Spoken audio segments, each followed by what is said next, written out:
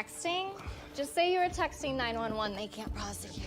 I just want to ask you a few questions, so if you come this way. I would love that. Yeah. You can finish it if you want. I'm not sick. Could you state your name for the record? Madison King. Madison is with 2 N's, 1 Y, but it's not where you think. Could you just spell it for us? Absolutely, I will for sure. Madisynn. Longers, have you ever had tequila sunrise? No, I think so. Long Island iced tea? Yep. Blue Curacao? No. Manhattan? Yep. Manhattan had it. Slow gin fizz? Nope. Vodka and yak milk. Never again. Do you have any of that here? Actually, we still have some left from the wedding. Yeah. I'd love to try some yak milk. Yeah. What's your favorite drink? Well, gin and tonic. Longers. Well, Ow. okay. I don't know if they do bottomless gin and tonic, No. but we will find it. Okay.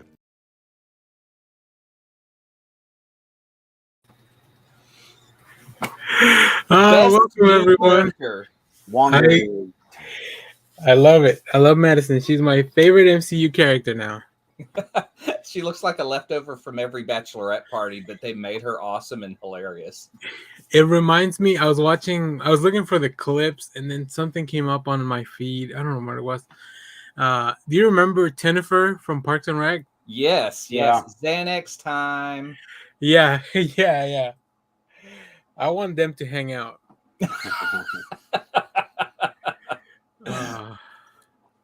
Welcome everyone to the Next Issue podcast. I don't know why I hesitated. I was like, is that the name of the podcast for a second? Because you're on every podcast in the world, man. Yeah, right. Yeah, the title's right next to you. To your right, it's right there. That's right. So today I think we're going to be talking about what's upcoming for D23. D23, actually, the Marvel Studios, Lucasfilm, everything should kick off right as we are leaving the air, if this goes about 2 hours. So I'm pretty excited for that. We also talk about maybe some of the highlights from yesterday. I have an article pulled up because I didn't realize that Friday was the Disney Studios Pixar panel. Because I looked at the schedule, I was like, nothing looks too interesting for Friday. It looks like the main event really is Saturday. But was I wrong ever? We forgive you. Oh, somebody in the chat. The lawyer does look like Dan Slott, the prosecutor or the defense lawyer, whatever. Yeah. And yeah, Pixar, I mean, they dropped a lot of really cool things on the preview. So we'll definitely talk about that in a minute. We're going to get caught up with everything we've been doing this week. Wonger. I love Wongers. The Wongers has been in almost all the stuff for Phase 4, if not everything. So it's now the Wongiverse. So yeah, here we go. So hi everyone in the chat. We got Matthew, Man Cave Theater, Austin. How you guys doing? Let us know what you're looking forward to for today, or what your favorite thing was from last night. I did not see a Toy Story announced, so probably You're wrong about that. He's been there's 4 things he hasn't been in. Oh, it just feels like he's everywhere. Moon Knight, Cap, Falcon and the Winter Soldier, Vision, WandaVision, and then also Loki. He wasn't in. He was there in spirit. So yeah, but let's get into it. Before we talk all about the announcement, which we definitely want to see the Madison come in 2024, man. It can happen. The hell's Madison? Oh, that's what it is. Yeah. Oh my god. Now, is this gonna be a miniseries? I won't be watching it. I think Madison should just get her own TikTok series. I think she's best in short spurts. Exactly, like her just interacting with like various superheroes. Yeah, let that previews of things that are coming. Let that character run the MCU social media websites. Giving every hero a nickname. Yeah. So Clay, I think you have the most stuff out of everyone. I watched and read a lot of stuff, but not nothing too new. But let's start with you because you got some interesting things. Yeah, as far as what I've read, I got that death metal book from the library for the DC death metal. Holy shit, that book is fun. Right? Like, that is like the anti-crisis book. That is like where you just get to see all the different fun versions of every character in the DC universe. Like, Nice. maybe there's like a monster truck that is like the Batmobile that talks, that's sentient in it. Oh yeah. Alec Holland's Swamp Thing goes through various changes, looking really messed up in the beginning, but just awesome at the end. And it's surrounds the Batman Who Laughs, who is trying to take over multiple universes and become a god. And it is so much fun. And like Greg Capullo, I think, has drawn, it may be on the level of George Perez, the amount of characters that are in that book. I mean, there's Baphomet, like there's like a, just, I would say human size, but he's larger than Aquaman that shows up at the beginning. That's cool as hell.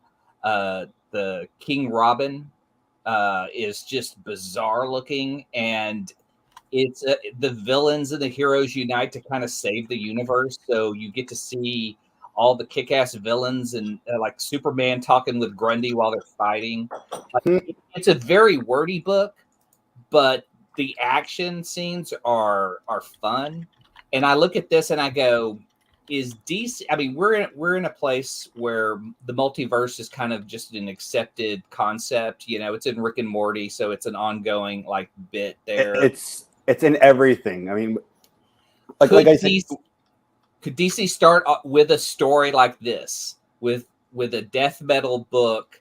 I mean, there's some heavy stories in there to kind of wrap your mind around, like the Batman Who Laughs and his origin. But could DC start and do a reverse Marvel where they start with an event movie that has like multiple versions of Superman, Batman that we've seen through the years, even an animated version, and then have an event movie that breaks down and introduces us to all the different characters they choose to keep? they could, but they're not going to. They'll be lucky if they should survive the next month. Yeah. I mean, They did, yeah. A little update from our show last week. Dan Lin is no longer taking the job of the. Exactly. Yeah, I mean, you're just gonna have a guy. I mean, if you want to run DC for the Warner Bros. Now, you're just gonna be in there going, "Can I get a budget?" No. Well, No. that wasn't even the whole thing. It's like he wanted to keep his production company. I think he said he wanted to give like a small stakeholder position to Warner Brothers, but they couldn't come up with an idea. So he's like, "I'm out. Bye." Yeah, but I mean, I would hate to go to work for them and yeah. work for years on a project and just be told, well, it's going to be a tax write-off and have it scrapped. No, I'll take the job. I told them, I tweeted out this week, like, I'm available to run your DC. I feel like, oh God, that was awesome. Like that scene right there. I love seeing Blue Devil show up there. I'm a Blue Devil fan. It's like a Where's Waldo type of thing where like you have to really focus on like all the little things. I don't know how long Greg Capullo worked on this, but man, he was a machine. That book is just so much fun. And I mean, like at times there are concepts of stories that take place outside of that book that I wasn't aware of like different Superman that I didn't need to know to follow the story. Like it was just going, okay, well, this is a version of Superman that's different than our version, then different than Steel, because we see Cyborg Superman, Superboy Prime, Lex Luthor. Like there's even an awesome redesign of Mr. Freeze in there. Oh yeah, the Mr. Freeze looked really, really cool. But just having not read it when it came out, picking up the library book was just way better because you could just like look at every bit of detail as you laid it out. Did this book include just the main story? Do you know? Yeah, it's just the main story. Okay. Yeah, there was no side stories. And it had some original art concepts that were in the back, some that were used, some that weren't. There's some really cool stuff. There's a whole lot of one shots that I think are not integral to the story because obviously you were able to read it without that. Yeah. But if your library has like the companion book to Death Metal, I don't remember what it's called, but if I find it, I'll let you know. Okay. There's a lot of really cool stuff. Like Joshua Williamson did some one shots. Grant Morrison did some stuff. So yeah, it's really like there's some really interesting one shots, and then there's obviously all the kind of fluff and filler. I think I want to say I wrote an article on our old website of how much to dig into Death Metal. Oh yeah, but I mean, it was like as opposed to Crisis, which I don't know, just has such a darker overtone. This was dark, but it was fun. Yeah, Like just seeing like Batman using the Black Lantern ring and how he used it. yeah. Look at that. There Cool it is shit. on our Bike. website. It's on our website.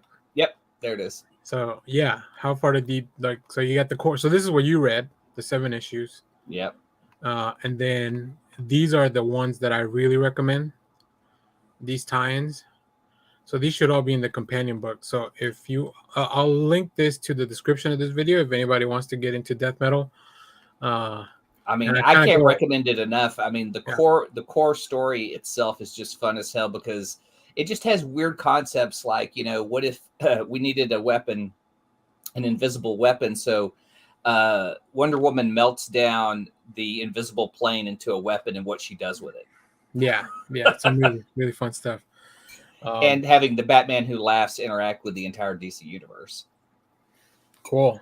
All right. Yeah, highly recommend. One of my favorite things that DC has done in a while. Yeah, and then I went in the total opposite direction. I've been reading old 8-Ball comics from Dan Clowes that came out in 1989. And just it gives me flashbacks to that time period and the cynicism of the of Generation X. Because he would just have like stories where he just talked about everything he hated. I'm gonna have you read some of that so you can understand me better. I can already tell you, I'm looking at some pictures. I can already tell you I'm not gonna be a fan of these.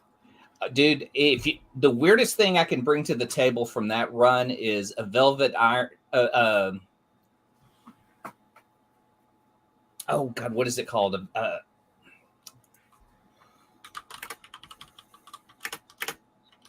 I'm already not a fan of the art. I understand that that's what they're going for. Yeah, like a Velvet Glove cast in iron is just stories he put on paper from his dreams, and they're the weirdest, strangest thing. It's an anthology, so like the complete 8-Ball is a good pickup, but no, not the Sleepwalker villain. It's for old people. It's for the Gen X crew. I don't think any of you millennials will get this.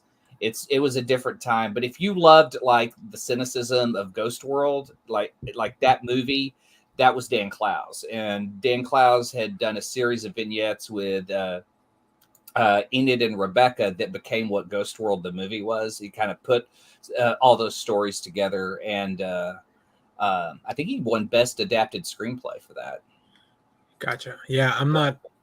I think I mentioned I'm not a big fan of that movie either, or the Ghost World, because I don't like the characters. I know that's the point, but I just remember those types. And I watched an interview with Dan Clowes, and he said he goes, I went to art school, and these were the kinds of girls that, you would always see a pair of girls who were exactly like Enid and Rebecca, one that was really into the scene and the weird stuff, and one who was just on the fringe. So, and then he does kind of a scathing look at comic artists and the comics industry in his series Dan Poussey. Yeah, I think that was part of it. I'm not I don't think I knew any of those people in high school because high school was different when I was in high school. So that's another, I couldn't even relate on that level. So, but cool. So we'll talk about She-Hulk at the end before we talk about our main topic.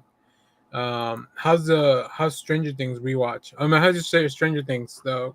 I am to the final episode, and the final episode is 2.5 hours. So Shelby and I are carving out a chunk of time to just watch the end. It's so goddamn good. I love it. It's weird because near the end they have chosen to use more orchestral music and less 80s music, but right at the end they drop in a Journey song to get ready for the big battle, and I dug that. It's almost like it feels like watching maybe like phase 1 of the MCU or something. Yes, because every episode is an hour or longer. Yeah, so but I love the characters, and I love like revisiting that time period. That's cool. Yeah, I mean, that definitely we can see why they took so long between seasons, because they were doing something big. I want to address this comment real quick. Oh, not that one. Although I like that they're having a completely separate conversation in the chat. I appreciate that.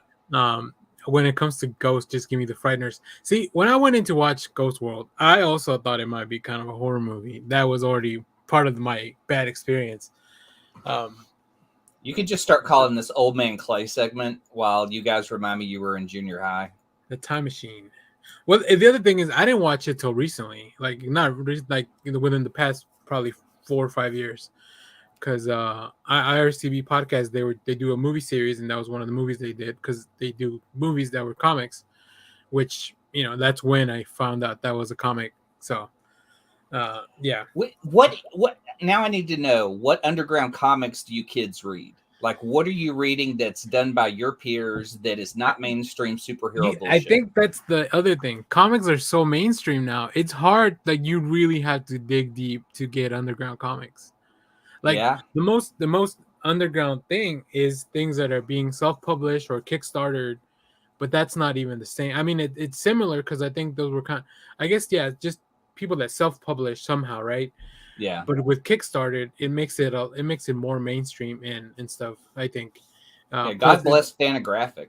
Yeah, that would probably be the closest thing to something like that.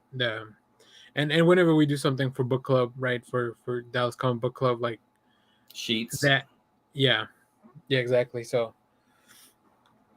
Yeah, cool. but that's the other book I read was Sheets for our comic book club, which is a very it's a young adult book with some heavy topics about a kid who has lost a parent, and the other parent's dealing with the grief.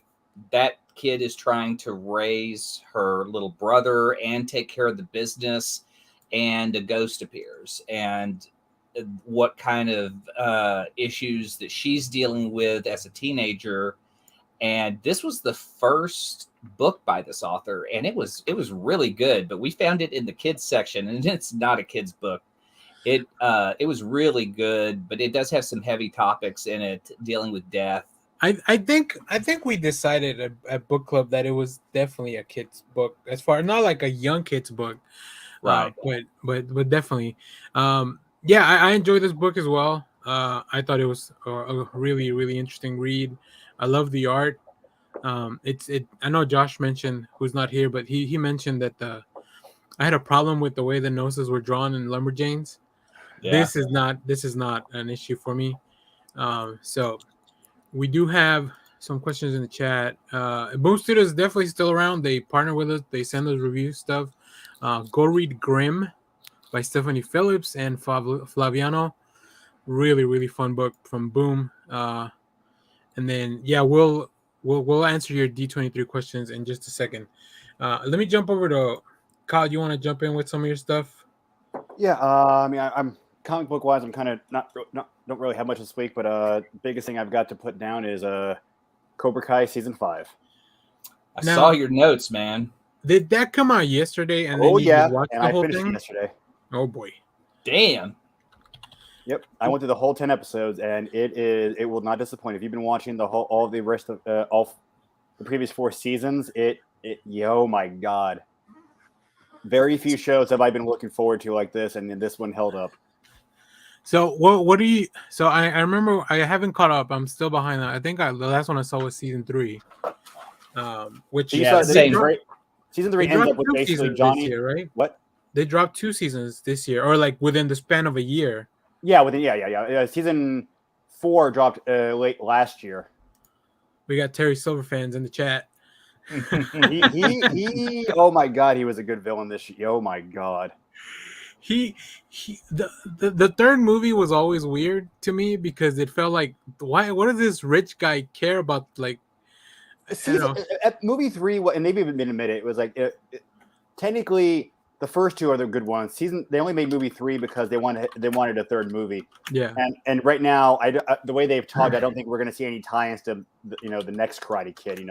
Movie 4 with what's her name? They would need to get. I mean, I wouldn't mind seeing. But I mean, they tie in movie 3 with not just with Terry, but I mean, we get the girl. What's her? I can't think of the actress. It's what is Ryan Reynolds' sister's name or wife's name?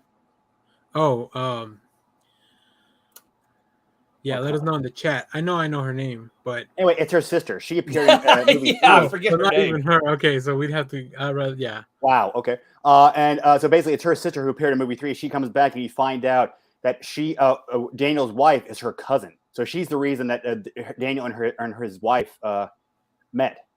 So Kyle, do you think it's worth it for like a month?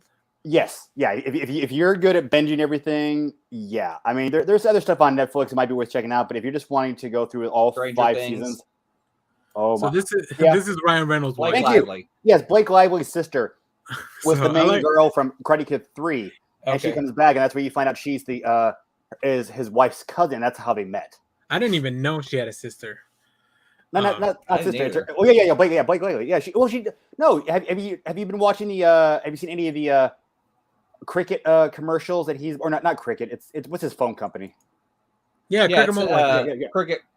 Yeah. Did you see the one where basically he comes in and for family, and he's got the girl right next to him. He says, "Oh, what's family?" And she ends up calling her sister. That's Blake Lively's sister. Oh, okay, cool. I do want to share the counter programming that Discovery Plus seems to think will draw in people. Whatever. Oh yeah, Kitty Kai. Wow. Kitty Kai. That is an actual show Discovery Plus has put together about. Wait, this is real? This is real about warring dojos. Oh no, I don't need any more. Oh, Robin Lively. Okay, cool. Yeah. Robin Lively. Oh, okay. I remember her. Discovery used to be an actual legit. Oh, I remember. Back it would be a competitor to like National Geographic and PBS. It was like a legit show you watch for educational shit. Now they're wanting to. Oh my god. Trash, it's man. Mint. It's Mint, the company Mint, that yeah. Ryan Reynolds has. Mint Mobile. Yeah. So I do want to ask, and this is a nice segue into the question I was gonna have. There's rumors of Netflix getting rid of the binge model and moving to the weekly model. That's Good. What do you guys? Yes. What do you guys think? Yes. What do you guys think? Chat, let us know. What do you think of no. Netflix? I'm against that. Okay, give me your argument and against. I'll give you the for argument. I mean, I don't mind them doing having certain shows weekly, but there are certain shows I want to see all at once. I say Cobra Kai. I've been in such a weird mood the last couple months. Like this actually gave me something to really look forward to go through the whole thing. So I think you should have both. I think you should have episodes you do weekly and episodes you have they release the whole thing. I think it depends on the kind of. Wouldn't you rather get a little bit of Cobra Kai every week for I don't know, 2 months? No. So I'll say this as we create content on the channel, so having weekly shows to do I've been doing reviews for House of the Dragon and Rings of Power. Check those out on the channel. Mm-hmm. Even the Tales of the Walking Dead, which is who watches The Walking Dead anymore? But those are good. But I like it's a comic by Robert Kirkman and Terry Moore, Charlie Adler. Okay. But I like the weekly. I'm not a binger anymore. It has to be a really, really good show for me to want to binge it. That's my point, and that's Cobra Kai for me. My argument against it though is that they also base renewals on the binge model. So they take the first clump of viewers, and that's what Neil Gaiman was saying about Sandman. Sandman has the best chance of being renewed if everyone just watches all of it right now. The rewatchability of a show doesn't matter. Watching it over time doesn't matter. It's that first bulk of viewers. For me, the binge market and the weekly depends on my interest in the show. Cobra Kai is my main interest. I'm waiting to see. That's why I want to go through the whole thing. I don't have an interest to watch Sandman, so making that a weekly thing might be kind of interesting just to see. Hey, let me see if it drives me in. If I like it, I'll wait till the next week to see it. Well, and that's the thing with Netflix. I like the shows, but I make myself not watch them all at once. Well, I don't make myself. I watch them at times where I don't have the time to watch the whole season. Austin has a good comment. He likes them dropping into sections. See, this I could be okay with. 4 to 6 episodes. I mean, when they're not an hour long, like the Stranger, or 2 hours long, like Stranger Things. I think it depends on the show too, because like there are certain shows like Stranger Things. It doesn't feel like it's an episode, like a weekly kind of show. Like it feels like that's something you kind of like. You can do that in segments, but it feels more like a comic book, or I don't know. But it seems like I want to see a little bit. I want to see more than just one episode because the way the story's told. I don't think I'm going to get enough to want to say, do I really want to wait the next week to see the next story? It depends on how they tell the story. And like stuff with with She-Hulk, I'm good with that being a weekly show. It feels like, like a comic book. I can wait till the next month I can wait for the next thing to come out.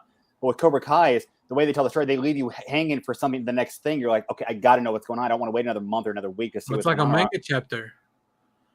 Yeah, that's why sometimes I'm very off on manga because I don't want to wait another month and a half to wait for the story. I want it now. That's just me. All right, so I think it depends how they tell the story. Let's address a few comments in the chat. So Tales of the Walking Dead is a different show. There is Fear of the Walking Dead. There's a World of the Walking Dead. There's a lot of Walking Dead shows out there.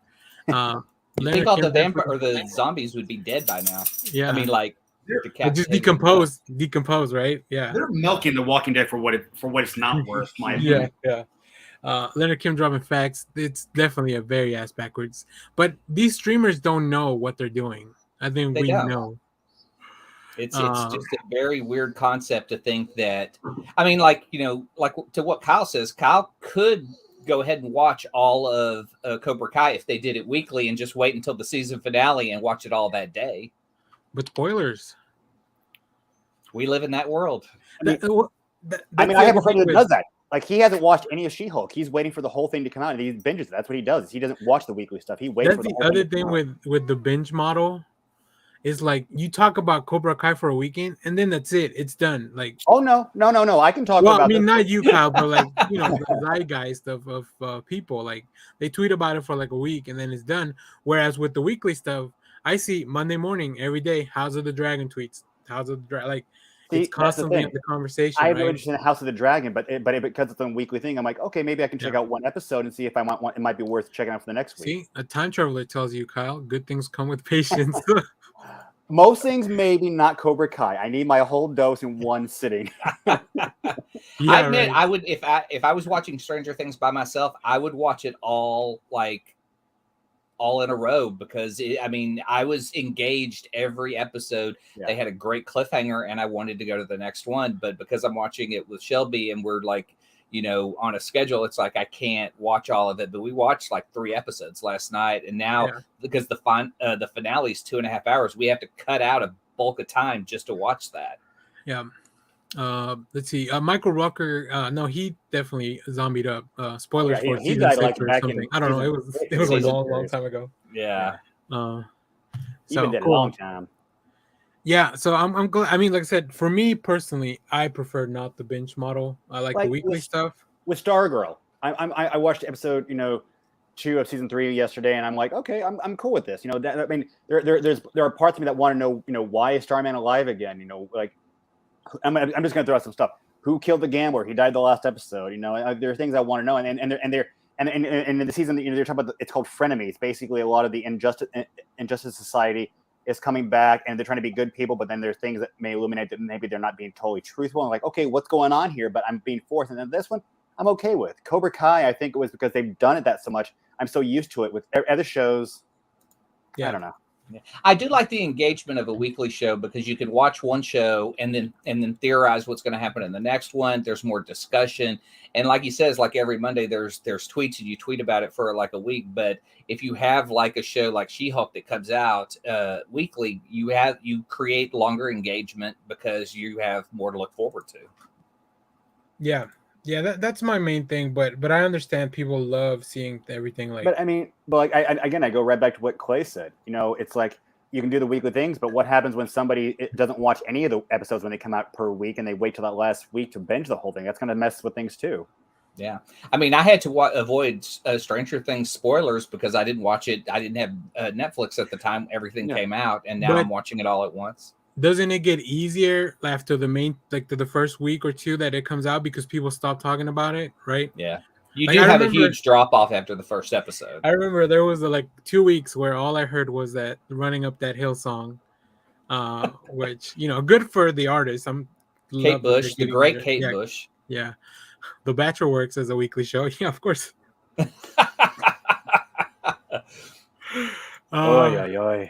Manufacturer hype is definitely another thing. Really interesting. So I'm glad I did want to talk about it because it hasn't been confirmed. It's just rumors floating out there. If we didn't have manufactured hype, we wouldn't have Zack Snyder's Justice League. This show is manufactured hype. We are manufactured hype. Well, I mean, we are man. Jesus. Always that. I'm going to counterpoint Daniel and to show something that I did pick up this week. Oh yeah. Hey, hold on. Let me make you larger. Zoom in on this. I want to see the. Dude. DC's doing some great action figures, but the cost is fucking pricey, man. Yeah, and it did hurt, but it's one of those things. Like, I'm not gonna. I don't buy action figures like every other toy collector out there. I just buy the one. Like, I walked into. I was with a friend on Thursday night. He asked, could we go to the movie trading company so he could sell some DVDs?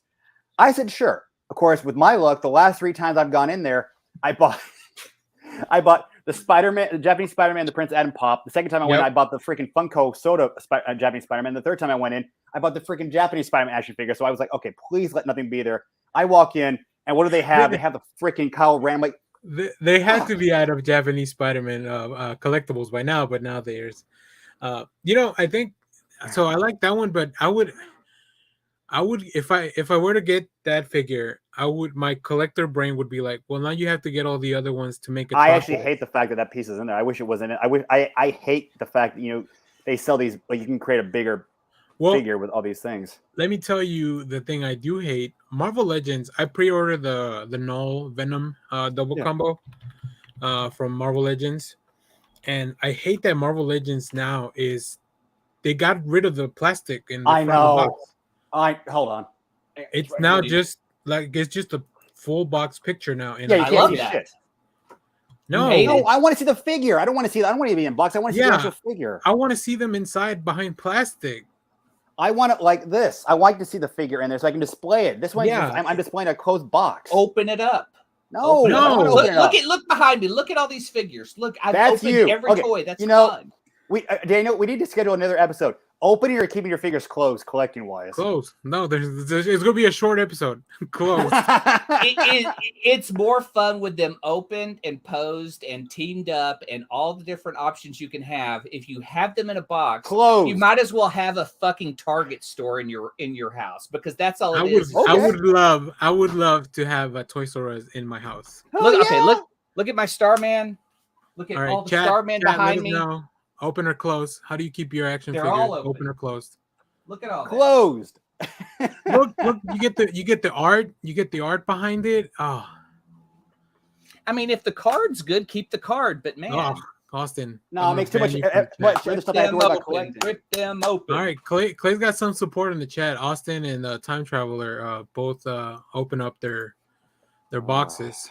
Oh boy. I mean, I found that the one part that sucks about opening figures is when you lose like the necessary weapons. I wouldn't know. That hasn't happened to me in years. Wait, they come. Well, yeah, because you have a Target store in your house.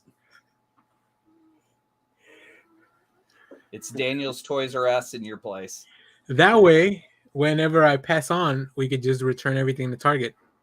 Oh God. Because Toys R Us is not. Although so y'all don't even buy loose figures. Like when you go to a convention and you go, "Oh man, I haven't seen like a cool jack-o'-lantern figure.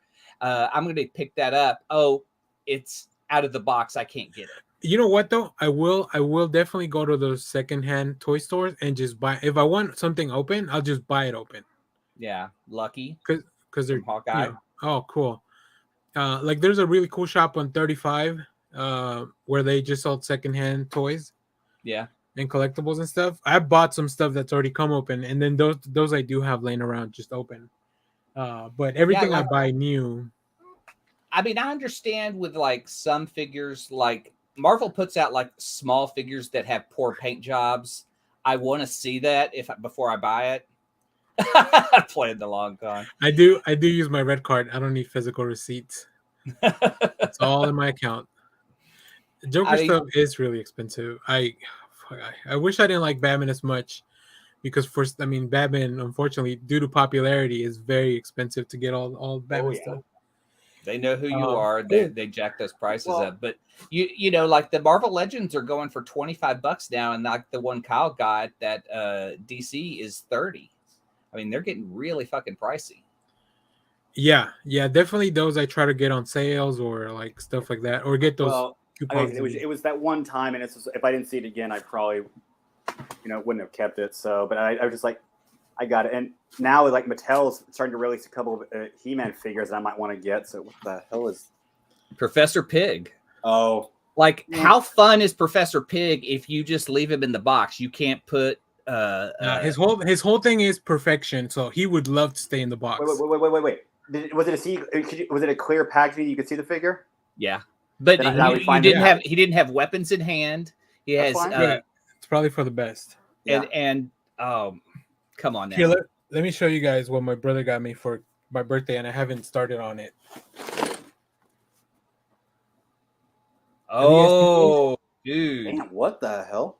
So Legos. Okay. These are, it's like little square art, like Legos. Yeah, they're cool. You can make into all these, and they're based on Jim Lee art. I haven't started because I know I'm gonna lose all the pieces immediately, but I do plan to at least do that. You should just keep it in the box. Just keep it in the box. I might. I do have some Lego sets that I've never opened, but I do want to. I'm just really bad at. I need a workspace that I can leave it there until it's done. So. Yeah, I have an Avengers Quinjet that like I have like halfway done, and I just had to like throw it into like a Tupperware thing to hold all the parts until I could have another place to put it together. Yeah, see, if you had the box, we could tell Matthew what that Professor Pig is from. Oh, yeah. And that's been out for a little bit, hasn't it? Clay? Yeah, probably. Yeah. I do have to buy 5 more boxes to make the really big the big piece that goes all together. See, that's I don't care about that. Really well, no, like you can just make the head of Batman, or you can do like a full size Batman. If you get multiple sets, they come with the instructions, and you use the same. I don't know how they figured out to use the same pieces to rearrange them. It's really, really cool. Yeah.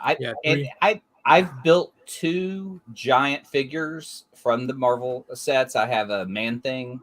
But they eventually, I mean, they're essentially like $100 toys because you have to put together like $20 from like 5 different.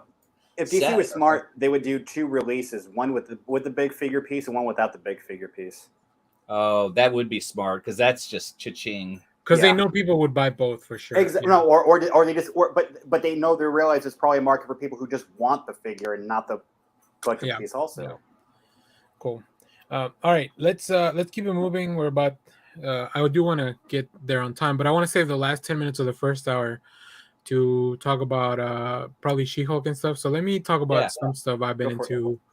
The only new stuff I've seen, the only new thing I watched was this new John Bernthal show on Showtime called American Gigolo. I don't know why I grabbed the French name of the whatever, but I wanted to check it out. It's John Bernthal, so like I really like his stuff. I like the show that he did on HBO recently.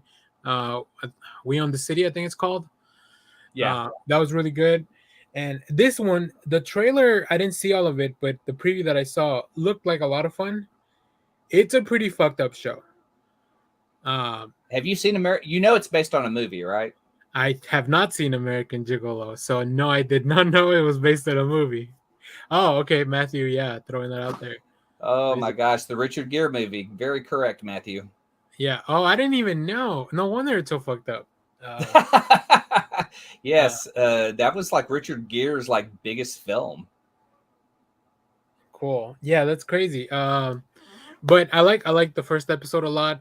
but my trial of Showtime's gonna run out this week, so I'm gonna have to figure out if I want to wait or how long it's gonna be. I know they're combining with Paramount, so maybe I'll do that and try to watch some Paramount stuff.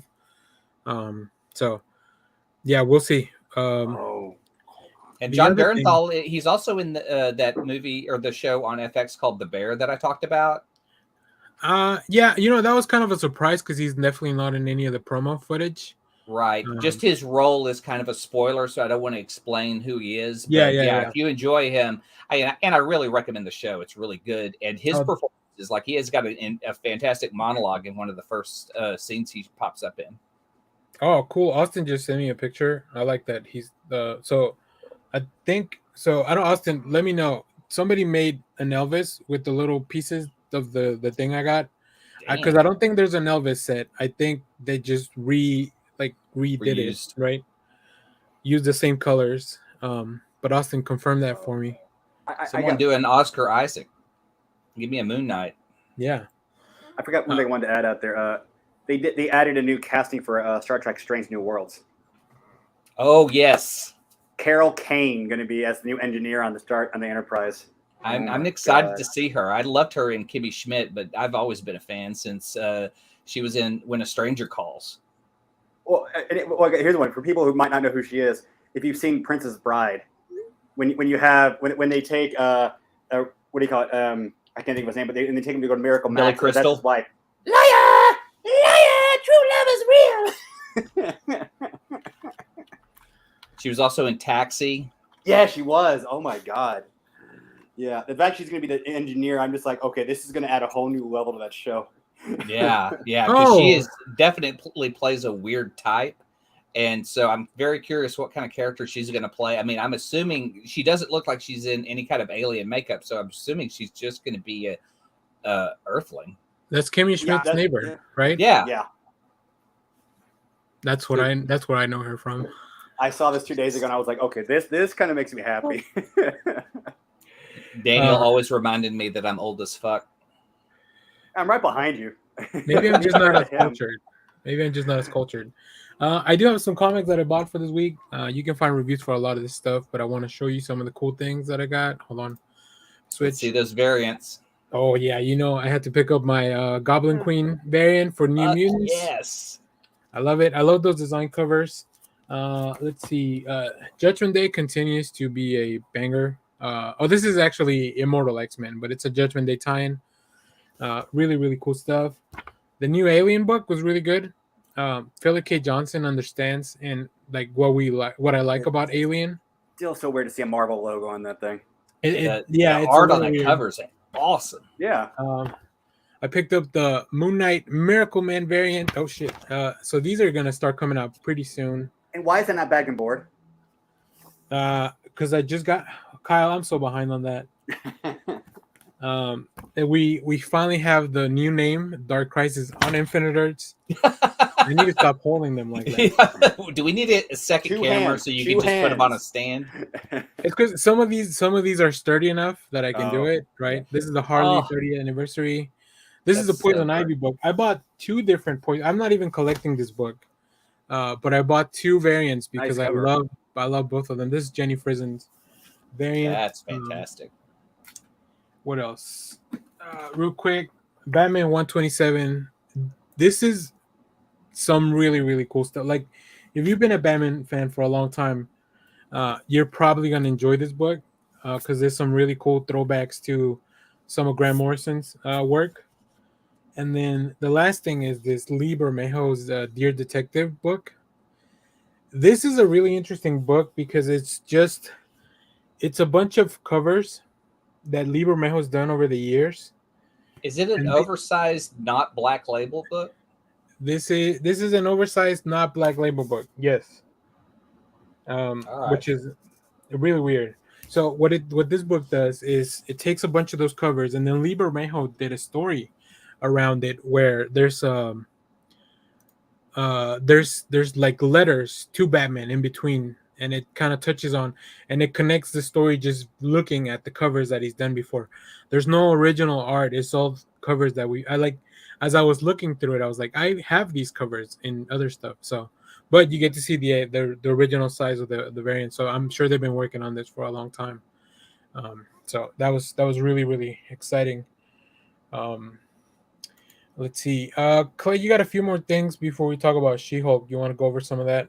Oh yeah, I just did I tried to do an MCU rewatch and got kind of stuck at Thor, but rewatching Iron Man 2 was very strange and just kind of like didn't hold up very well by having like Elon Musk show up and Bill O'Reilly in it as if they were like decent people.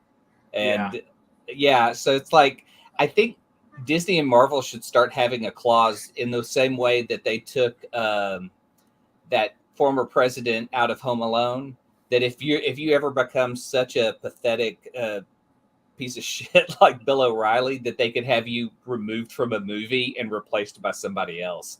Because it doesn't matter that those people are in the film, and as the film ages, it just kind of looks bad. Just put Madison in instead. Yes, Madison is to replace anyone who comes across poorly because she holds up way better. The Ram v Batman run, the current one, it's so good. It is really like it's some gothic horror stuff. I'm really enjoying that. We have reviews for that in the channel, I think, for the first two, maybe. Yeah. So, all right. I know somebody asked about She-Hulk earlier in the chat. Here we go. Yeah, I don't know why people don't like She-Hulk. I think they don't get it. Very much enjoy She-Hulk. I don't think that they get the humor of it. I don't think they read She-Hulk. They only think they know what She-Hulk is supposed to be. Yeah, I think they just expect, it's going to be like a Hulk a series, and it's not. That's never been what the She-Hulk series has been about. She-Hulk, maybe when she's in a team, is a different character, but in her own series, it's just more fun, fourth wall breaking, just weird stuff, like she's really wanting to be an attorney more than she wants to be a superhero, so that's the focus. Yeah, I think the other thing is I understand people not enjoy, like maybe you don't go to the Marvel shows for like humor and stuff, and that's fine, but I don't understand the people that every week continue to like oh, I still don't like this show. Well, maybe stop watching it now. Like there's another Marvel show coming up in a couple of weeks, right? If you hate it, why are you still watching it? It's like nobody's forcing your hand. Yeah, superhero stories are a genre, but within the Marvel universe, you have horror, like the Multiverse of Madness. You have humor, like She-Hulk. You have just different kinds of stories. They don't all have to be based around good fighting evil, and that's it. Right. Yeah. Even the comics, Loki. there's stuff that Loki. Oh, I think it works. The fourth wall stuff works real good on the TV, I think. Yeah, she knows they know where to drop those in too, because I mean they catch you up in the beginning to just kind of let you know, we know that what this show's about, and these are the special things about it. Yeah, in the movies, I think Deadpool did it fine. They definitely didn't overdo it. Well, that's the whole thing. Deadpool's whole shtick is breaking the fourth wall. Right. She-Hulk's not. She-Hulk's breaking the fourth wall was that late '80s comic series with John Byrne, and that was it. There's nothing after that. So yeah, I don't know that a lot of people used it afterward. I think it's more current in some of the recent runs. She still does it, but actually, I don't remember seeing her break a wall on anything. But Dan Slott, I'm sure, has used that. Yeah, I would think so. This episode was definitely the most different one. So like, if you didn't like She-Hulk at the beginning, or if you don't like it because of some of those things, the humor and stuff, like that's not what you're looking for. This episode one definitely felt like filler. Yeah, but I mean, I still, like I said, I think Madison was such a dumb character that was really fun. I like the whole thing with Donnie Blaze. God. That was so fun. They know what to drop in those trailers, right? So people will go insane, like theorizing, like because we saw the poster for Donnie Blaze in one of the trailers. Mm-hmm. So people were wondering, like, oh, is that Johnny Blaze or like something? If you like watch that, the most recent trailer, you finally get to see Frogman. I'm like, finally, we're gonna get this guy in there. Yeah, something's coming. Yeah, we're actually gonna check out that trailer at the end of the video. Slott. Yeah, I think Dan Slott used it a little bit. Yeah, for sure. And then, the CGI does definitely seem all over the place. I've said I'm fortunate that I don't really notice that stuff unless it's really bad. I don't. It doesn't bother me. I noticed But it more in this last episode. but if you're not, yeah, if you, I feel like it's whenever Jen has her hair up because you get to see a lot more of her face. Yeah, I when think she's that's like usually when as it an gets a attorney. little wonky. When her hair's down, you only get to see like this like the front of the face and not so much like a 3D rendering of her face. Um, there was one scene where she did walk into her office, and I was like, "Oh my god, this one does not look very good." But all the fighting scene usually plays in a darker room, so that helps, right? Specifically, like with the demons this week. Yeah, they were very fast, so you couldn't really get a good grip or good eyesight on the demons. And Yeah. Well, yeah. So, and I really love that at the end of the credits and those the little vignettes in the credit, not before the end credit scene, but just in the exit credits, like the art gives you a little bit of a follow up or fills in some gaps. We saw a still of Madison talking to the goat Jake, right? So you got to pay, like, you have to watch those. So yeah, I want I to mean, drop in something that I saw because I thought it was very interesting to see Emil have fans at his probation hearing, which isn't normal. And I was like, well, that's weird because he kind of looks like he's waving at them the same way Richard Ramirez would wave at his fans at his trial. Now, if you want to look up some really dark stuff, Richard Ramirez was the Night Stalker. And so that much darkness in She-Hulk didn't seem to be together, but it seemed odd that they would have fans in that scene just for him to do that. You know what I'm saying? yeah. You definitely need to watch the credits because on the last one we saw Emil leaving all his I guess his fans or whatever they were. He drives off. He drives off on the bus, right, and he just leaves them there. And the assumption to me is that he left with all whatever they had given him, money or whatever. Probably money. I know. Legal, welcome to the chat. It's not Sunday. We're trying something different. We're moving to Saturdays for the foreseeable future. We may do Sunday shows about different things with maybe guests or something like that. But yeah, welcome to the show. So we're making Saturday mornings fun again.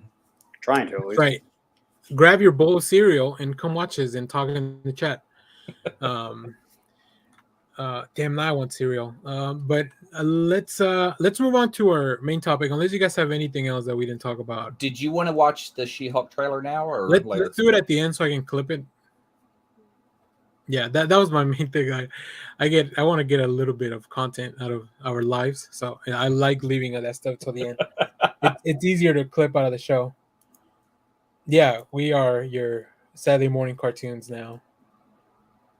Not as effervescent as Bugs Bunny, but I think we can try. So chat, let us know, what are you looking forward to today for D23, or what was your favorite thing from last night? From last night or yesterday. The Pixar Friday. Yeah, they have a lot of stuff. So today we're gonna get the Marvel Studios / Lucasfilm / what was the third thing? There's something else on the schedule. Hold on, I have it open somewhere. Maybe not. Yeah. 20th Century Studios. So that we may get some Deadpool announcements. I feel like Deadpool 3 is definitely the next thing we're going to see and will be the preparation for the X-Men entering the MCU. Oh, boy. Why you want to bash Disney? Well, I don't want to defend Disney either. Yeah, I guess, but this is something they do for the fans, and we're sitting at home not having to pay for it and watching it on YouTube. And let's put it this way: they're also not laying off people and screwing our entertainment that we've been looking forward to over. No, I hope they've stopped because man, they need. Well, remember the visual effects; they're still having problems with the visual effects. I'm just saying, Warner. I was looking forward to seeing Michael Keaton as Batman again in the Batgirl movie. Not seeing it. All this other shit. They've laid off how many people? And we're gonna make it better, but we're not. At least Disney's keeping people employed and giving it at least stuff's coming out when they say it's coming out. Hey, but they're offering up shows like Kitty Kai. Again, go jump off the building. I love seeing Kyle's reaction to that. There was a kind of Christmas Deadpool movie. They recut the second movie as a PG-13 version. Oh yeah, Fred Savage, wasn't it? That's right. Yeah, Yeah. Corporation's gonna corporate. Yeah, pretty much. Let's see. Austin, let us know, how do you like the you paid for the membership to go. Oh, okay. Do you get anything? Oh. Do you get anything like that you can watch exclusive with that membership? Austin, let us know in the chat. So That's yeah, fair. that was the third movie that they did. They just re-released the second one as a PG-13 version. So, Kyle, do you have anything you're looking forward to today, like the most? I honestly haven't been keeping tabs of anything that's going to happen with D23. What just from the what would you like to see them do? I know. I mean, I'd like to finally see the trailer for Guardians 3. That's yeah, for sure, because they owe us a lot of trailers. They showed it at Comic-Con, so give us the damn trailer. Well, and from Star Wars Celebration, they saw an Ahsoka. I think it was an Ahsoka trailer. Oh, that's what I went to. Blah, blah, blah, blah, blah. Keep going. Andor. Well, No. Andor, I think I've seen enough. We could get it in a couple of weeks, so I'm yeah. Kind there's of a teaser on Disney Plus now that's like 10 minutes of talking about it and hyping Yeah. the show. They, I saw the story. They cast Ezra Miller for Ahsoka. What? Yeah, Ezra Miller. I was like, not Ezra, I'm sorry, not Ezra Miller. Not Ezra Miller. Ezra from Rebels. But yeah, they for cast Rebels. the actor Yeah, I who's gonna did play see him. that casting. Yeah. Yeah, that was good. Although I feel bad for the other actor that everyone was hyping up, but I mean, but he did say that he really only sent in one audition tape a long time ago. So it's not like he didn't even have any high hopes of it. So let's talk a little bit about real quick what happened yesterday. Here we'll go to this hashtag show website that I googled. Because man, Disney is going all out on like all these remakes. Like I sent a tweet yesterday that Disney grabbed my old VHS collection from when I was a kid, and that's where they're pulling all their stuff from. Except Hocus Pocus, don't hate me. I've never seen it. I don't think I ever will. It's Halloween themed. It's okay. Yeah. And this one's going straight to Disney Plus, right? Disney Plus, like anything that has the thing. Also, Disenchanted, I guess it's fun that they're kind of doing some stuff with this. I know people like that movie. I don't think I've seen Enchanted. Was fun. It was all right. Yeah. This one looks interesting only because I do love pirates. So Peter Pan and Wendy, which is this a sequel? It's sort of, or is this just going to be a live action remake of the animated movie? I think it's gonna be a remake of the live action prequel. Oh no, live action prequel. I mean that's Disney's plan right now is they're basically making live action remakes. Yeah, I think they're just remaking it. I'm hearing shitty reviews for the Pinocchio they just opened up, and none of the live action movies seem to be doing that great. I don't know why they keep going that direction. Because they just still make a profit without having to really. I mean, it's basically Xerox the old script, put in some live action, do some CGI, boom, new movie. Somebody will watch it. Mufasa at least is original. That's different. Yeah, a prequel to The Lion King. I want to see a young Mufasa not giving any fucks in the jungle or in the savannah. But how many people watch those shitty sequels they do too? Like there's a Lion King 2 and 3. Kyle, I saw it. I went out my way to watch it, but I have seen it. Okay. Some people love those kids. VHS sequels. No, the sequels are for kids. I hate to say it, but the sequels are made for the kids. Yeah, I mean, I think a lot of I don't want to say everything on here. The target audience is kids. So as grown adults discussing all this stuff, like obviously it's easier to be cynical. But but I've had kids and they like watch those movies and then they watch the sequels and then it's like, it doesn't really pull them in. They're never big fans of like the ongoing story. I know Austin kids, they love all this stuff. Their whole family does. So I mean, there's definitely an audience out there for this. There's people that will keep their Disney Plus one more month because there's a new thing coming out. I'm one of those people, right? Because we got Star Wars and Marvel for the rest of our lives. Yeah. Gal Gadot and Rachel Ziegler on a Snow White remake something. So yeah, really, really cool. This one I'm excited about. What's it called? Elementals. Yeah. This looks fun. I like stories about fire, opposites in fire and water and stuff. Like it's a really very thematic stuff you can get. The Pixar stuff looks a little more exciting because that's more original stuff. I think. I believe in Pixar. Win or Lose with Will Forte. This should be fun. And then I think this one was probably my favorite thing. Elio. That one. It's like it's a boy who becomes the human ambassador for this alien race. Oh, interesting. Oh, cool. So really Yeah, cool. that'd be cool. Yeah, I like the look of it. I like the whole thing. I like original ideas, but then I also love Inside Out, so I'm hyped for the sequel. Yeah, I know. Shelby also tweeted me about that. That was one of our first dates. Oh, really? Oh, that's Yeah. nice. And then we have some Disney animation stuff. Iwaju. This looks cool. Like, I love this kind of futuristic approach to some things. And then Strange World, which I have no idea what it's about. I don't know if it's a remake of something or original. It's definitely hard to tell. But those were some of the highlights. Oh, we got a Little Mermaid trailer as well that I haven't seen it yet because it came out really late last night. Whether in the live action remake or let me tell you though, it's a live action remake.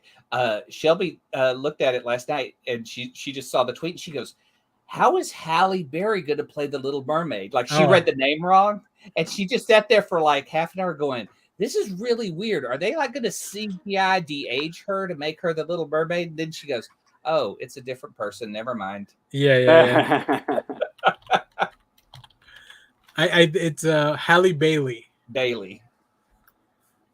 I just saw a picture of her as the Little Mermaid and it looked good. I saw that. Yeah, it looks. I'm interested to see how that plays out, but I'm not interested to read the comment sections for any of those videos because people they don't have any manners. All right, now so like I said, the preview actually. This panel starts in about an hour because it's 10 PST, so that's 2 hours, right? So Clay put together a very comprehensive list of what he wants to see. So Clay, you want to walk us through some of that, and Kyle and I can chime in with our impressions. And above all, the thing I want to see the most is them announce Moon Knight season 2. So you do want an announcement? I just want the things I've seen online. I know that they're the director of season 1, the showrunner, and Oscar Isaac are still in Egypt, and I want to believe that they're prepping for season 2. Gotcha. Cool. So that's my end all be all of things I want to see.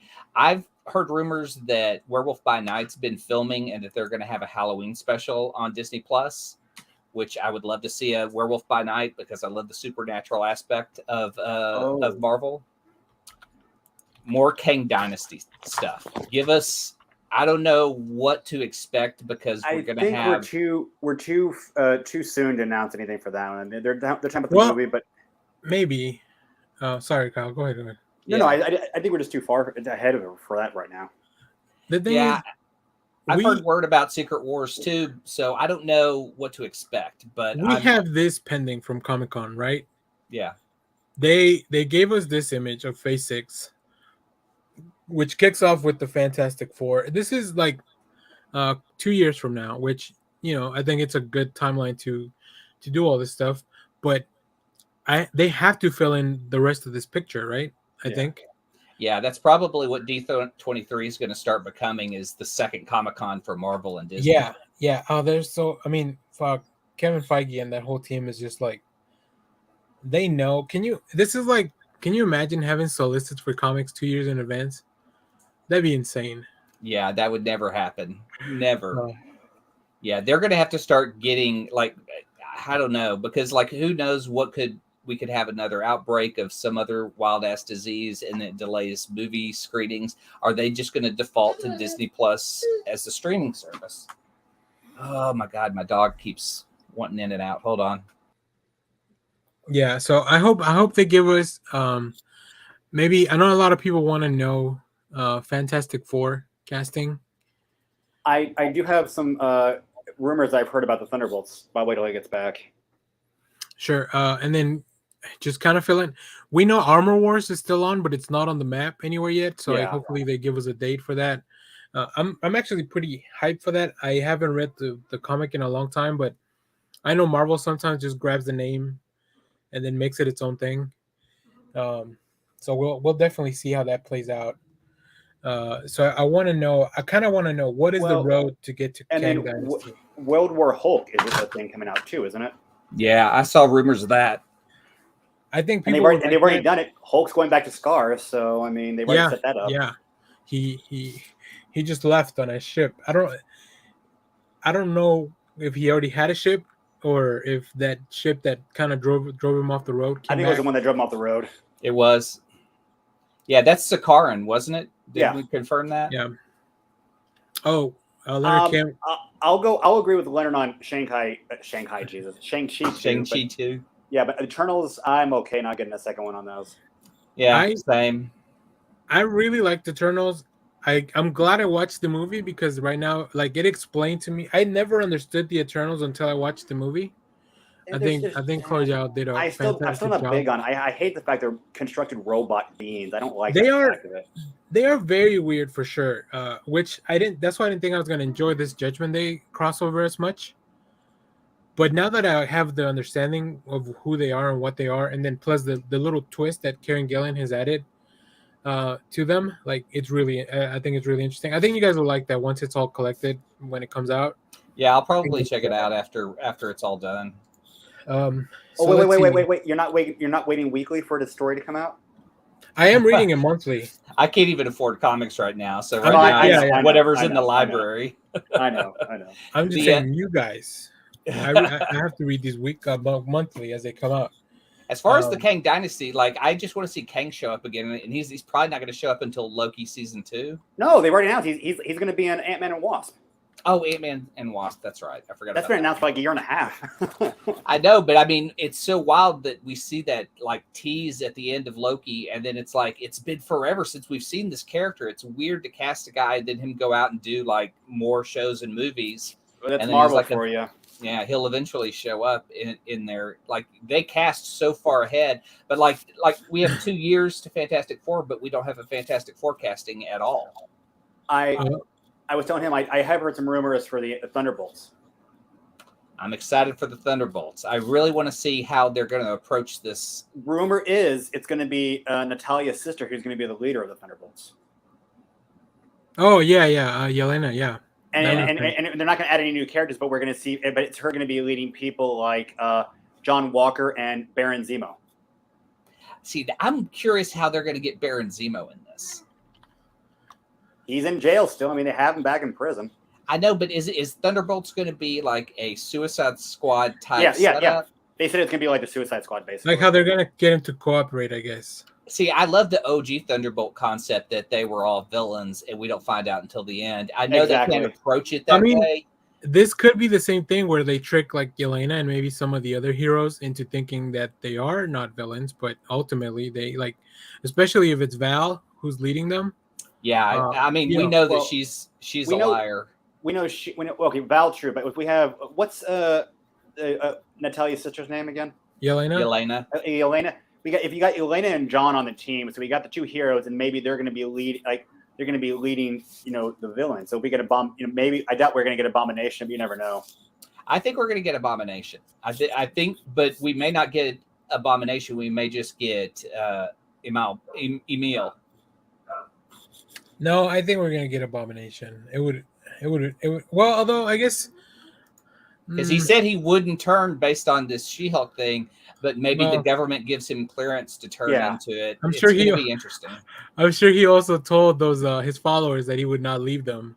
Yeah, but here we are, Clay. That's why I wanted to put the Ramirez similarities out there because I think Emil's a very bad dude. He doesn't need to be Abomination to be a bad guy. He's a bad guy deep down. Also, if we don't, he's just not somebody that they should trust. So that's really none of them are. I mean, U.S. Agent, Abomination. I think the only ones that we can trust are going to be Yelena. I'd be curious if they could recruit Kate Bishop into it. She could be one of the people that kind of gets tricked. Her and Yelena could be kind of some of the people that gets tricked into like being in there because they don't know the full. Yeah, if anything, they need to put those two together because rewatching Black Widow and Hawkeye this weekend, seeing Yelena one of the best new adds to the MCU. And then her and Kate Bishop, just in the elevator scene together, or in the macaroni and cheese scene, just so much fun. Like they both hold their own in those scenes and do exactly what needs to be done for that scene to pay off. I love that. I love that we have a scene that is just the mac and cheese scene. Also, yeah, I think Clay has a really good point here. Are we getting another Black Panther trailer? Will they reveal who the Black Panther is going to be in their movie before the movie comes out? Well, they said it's just going to be Wakanda. It's going to be Wakanda dealing without the Black Panther. But we do see somebody wearing the Black Panther outfit. Yeah, somebody's going to become the new Black Panther in the movie, I think. At the end of the first trailer, we do see somebody with the golden trim suit. So, what if we see? I mean, we know Killmonger exists in the What If universe the same way Captain Carter did. Then we saw a live action Captain Carter show up in the Multiverse of Madness.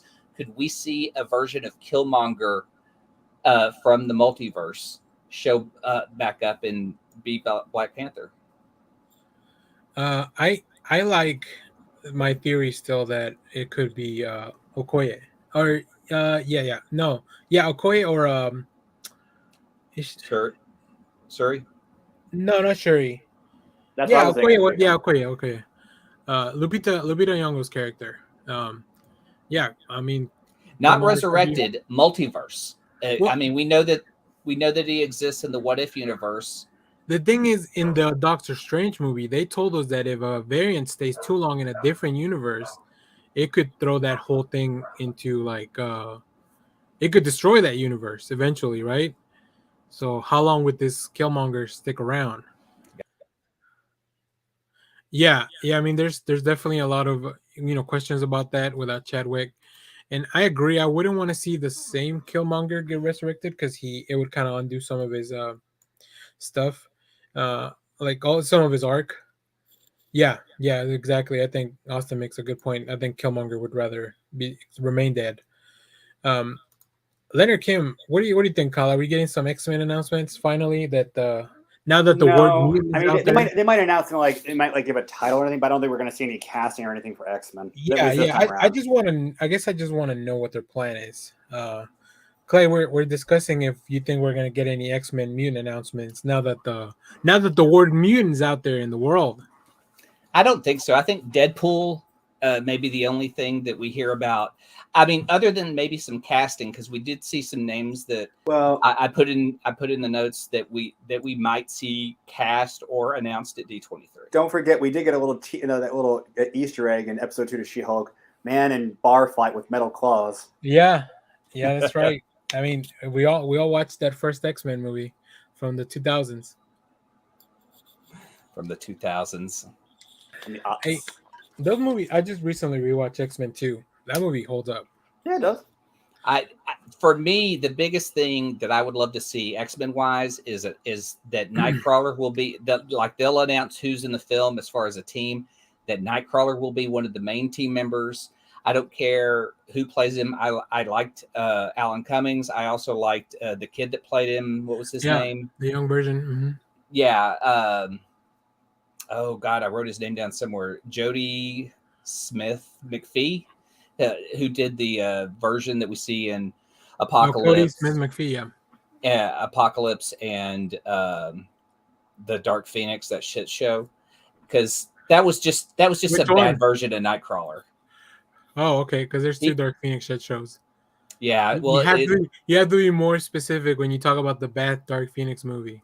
Well, I would say the Simon Kinberg, but he was in charge of both shit shows. Yeah. So the latest shit show that really sucked, but he got to play Nightcrawler, and then he had Nightcrawler kill someone with his tail, and that was just wait, what? So out of character. Wait, where did Nightcrawler kill somebody? In Dark Phoenix, Dark Phoenix movie, he used his tail to snap someone's neck. But was it one of the aliens? It doesn't matter. Like, he's just not a killer, and they were also showing that he was raised religious. Like, of anyone in that group that would kill someone, he would be the least likely to be someone who kills. Like, they didn't even know the character. Quick tangent. How was the New Mutants movie? I haven't seen it. I liked it. I liked it. I I mean, like if it. anything, I loved seeing Cannonball. I mean, we didn't get to see his powers used 100%, but I loved that character and the guy that played him. I think the Anya Taylor casting. Joy. Yeah, I think the casting was pretty good for everyone. I like it. They left a little tease of Sinister, but unfortunately, then 20th Century Fox got dusted after that. Let's talk about this list of characters that you have here as casting rumors. Yes. So we have real quick, we need to see the Guardians of the Galaxy Holiday Special trailer or something. I'm sure we're going to see that because that's coming out this year, right? Yeah. And they have already been filming it because I know that James Gunn has tweeted stuff about it. Yeah. I also like The Gifted, but not enough people watched it. It was definitely very different, very TV. Yeah, it felt like a 2000s, early 2000s TV show, where as opposed to late 2010s. So, all right, casting rumors that we have here. Oh, first of all, we have Austin's casting rumors. Oh, hold on. Sorry. Giancarlo and Denzel for Professor X and Magneto. Yes, but which one to play which? Oh, I think Giancarlo has to play Professor X. I would love to. I mean, really, either one would be fantastic. Man, they're such talented actors that I think either way works. Really cool. All right, some more casting rumors. Austin sent the picture to our What the Real Discord, our old podcast, with some of these pictures. John Boyega, Henry Cavill. Henry Cavill, Captain Britain. Well, no. I've heard rumors that they've already, like, I don't know how, I thought they were true, but they cast Henry Cavill as Hyperion for Loki season 2. That's what I've heard too. But they're supposed to have the Squadron Supreme in Loki season 2 and part of the multiverse kind of stuff. Yeah. Austin shares with you. Let me show you the picture that he shared. Well, then I would say John Boyega for Nighthawk. This picture, it's very much, it has to be fake. There's no way this is real. But they put a lot of effort into this, I think. Hold on, I can't see it very well. Yeah, I can't. So see we have John Krasinski as reprising his role as Reed, Jodie Comer as what's her name? Sue. John Boyega as Johnny Storm, and then Seth Rogen as Ben Grimm. Matt Shagman's the director, and then Henry Cavill as Dr. Doom. I can't read it. Yeah, I had seen Hyperion before. I hadn't seen. I would rather have Captain Britain. I think he'd make a perfect Captain Britain. I like Hyperion because I'd love to see what Marvel could do with their version of Superman. True. Hey, listen, Austin, I'm not calling you out. It could be, this could be real. This could be real. We just, the picture's fake, but the announcement could be real. So I don't know. I'm very interested in some of those. Daisy Edgar Jones, if you saw that movie with Sebastian Stan on Hulu, Fresh. Or if you recently watched Where the Crawdads Sing, she's also in that. So really, really interesting. She was good and Fresh. That was a tough role. I like that a lot. I'm surprised not more. I guess that's kind of one of the bad things about movies coming out on streaming only. Like a lot of people just kind of miss them. Like they just kind of go under the radar. But there's been some really good stuff. Hulu's been putting out. I mean, Prey was fantastic. They just put out some really fun stuff that went straight. And that might be the thing with some of these 20th century films that are coming up.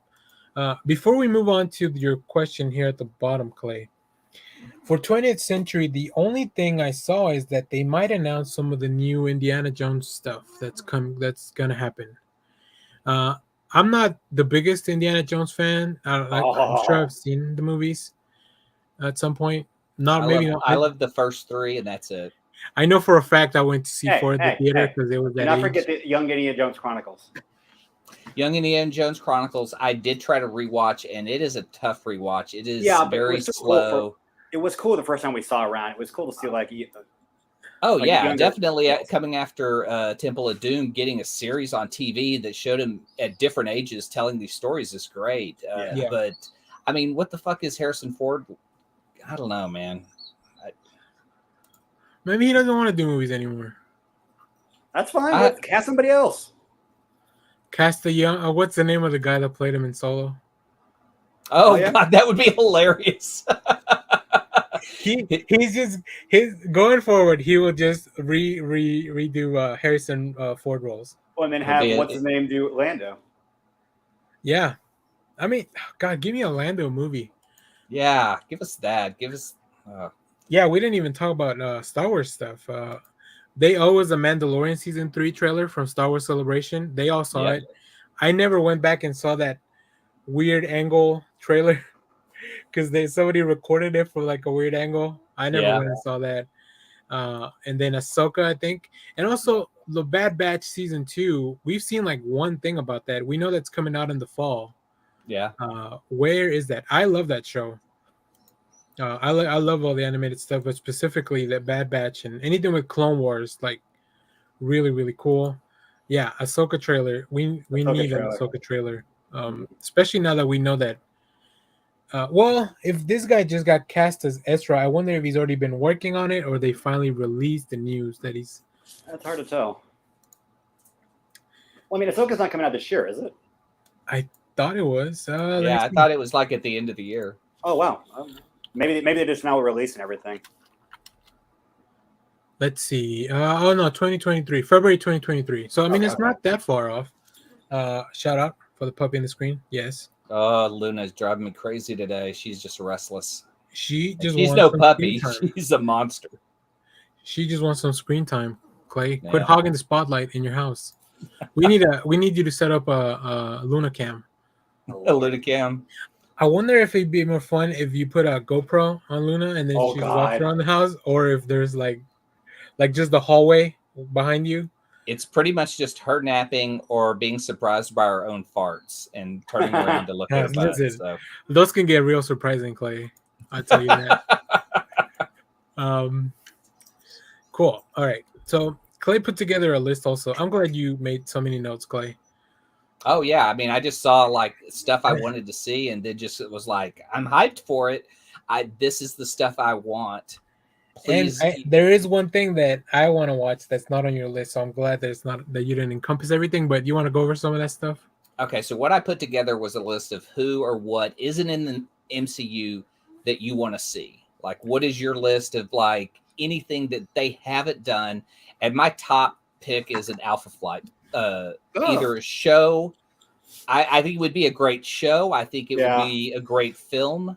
I love Alpha Flight. Let's give Canada some superheroes. Can they do Alpha Flight without first introducing the X-Men? Yeah. I mean, Yeah. because all they have to do is talk about Department H, because Department H is where Wolverine came from, but Department H, it may be the darkest part of their history because Wolverine was created. Not even that. So the Alpha Flight, only 2 members of Alpha Flight were mutants. So that was going to be my follow-up question. North Star and his sister, right? Aurora, yeah. But again, Scarlet Witch and Quicksilver were supposed to be mutants, and they changed that so they could easily change the history of Aurora and North Star. Yeah, and Kamala was an Inhuman, and they kind of maybe changed her to a mutant. Maybe I mean that's kind of what it like. So Marina, that's in that group, and she's from Atlantis. Knowing that we have Namor now, so we have another character that could come from Atlantis. I mean, Sasquatch is mystical. He's a creature that inhabits Walter's body. You know, it's a mystical kind of thing through a gamma experiment. So it's like. Yeah, I mean, I'd love Sasquatch in. I mean, he's halfway between Wild Hulk and She-Hulk in the sense that he can control what he does, and he's their main scientist on the team. Well, you got Puck. Puck is the best character. Like, I love Puck. He is probably my favorite Alpha Flight team member. And then you got Shaman. He's definitely Shaman and Talisman. I would love to see them show up now that we're doing kind of a magical arc in the MCU. It would be great to see them in the 3rd Doctor Strange film, and that could set up an Alpha Flight story. And then let's not forget the last key player, Snowbird. Snowbird, she's such a mystery. Before we, Luna, please don't interrupt. I got something very important to say. Before we get into, we're almost done, Clay. Before we go to your next one, here's the one I want. Bring back Chloe Bennett as Quake. I've heard that she is going to be coming back. In So something.